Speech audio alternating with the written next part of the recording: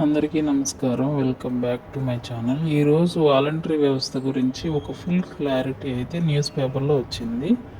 దాని గురించి మనం డిస్కస్ చేద్దాం. అలాగే వీడియోని స్కిప్ చేయకుండా చివరి వరకు చూడండి. నచ్చితే మాత్రం ఒక్క లైక్ ఇచ్చి సపోర్ట్ చేస్తారని ఆశిస్తున్నాను. Thank you very much.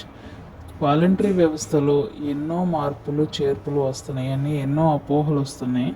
So వాటన్నిటిని కొట్టివేస్తూ బాల వీరాంజనేయ స్వామి గారు వార్తాపత్రికలో ఒక ఫుల్ క్లారిటీ ఇచ్చారు. ఏమనంటే సమర్థవంతమైన సేవలని మేము అందించుకుంటాం.